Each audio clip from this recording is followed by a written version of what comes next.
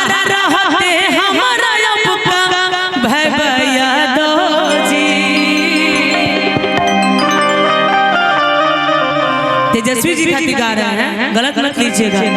अरे असही जुग जुग जियत रह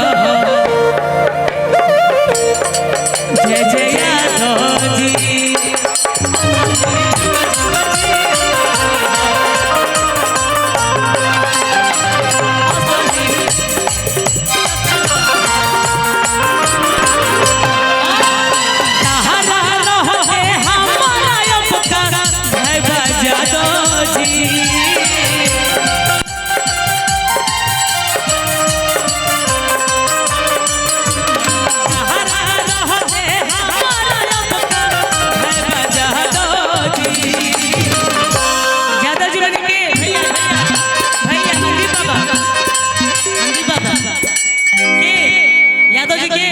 तेजस्वी यादव जी।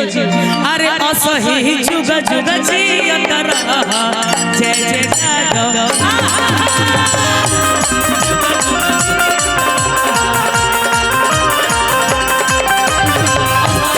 जुग जुग जियत रह जय जय यादव जी।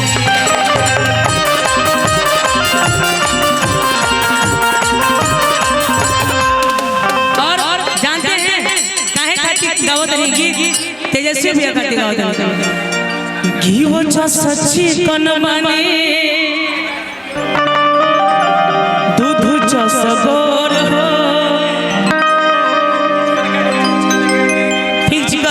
फिजिकल एकेडमी की तरफ से हजारों हजारों का पुरस्कार, बहुत बहुत धन्यवाद।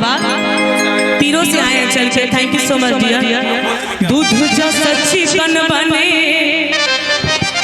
दूध जस गोर हो।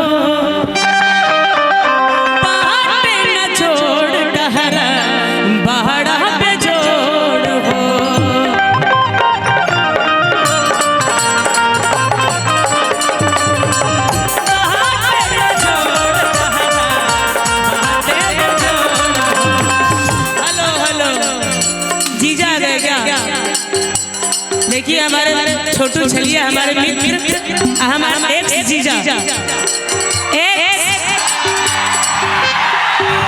क्योंकि एक्स जीजा होला ना होला ना, लेकिन हमारे एक्स जीजा बड़ा। तू ही मंगिया भरा माया भैया दो जी। तू ही मंगिया भरा माया भैया।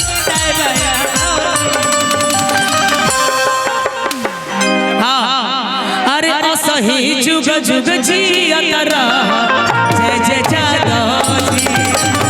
असही जुग जुग जियत रह जय जय यादव जी। असही जुग जुग जियत रह जय जय। ना भैया एक लाइन गा के कह दे, खत्म करी। बहुत कलाकार बनन जा राज।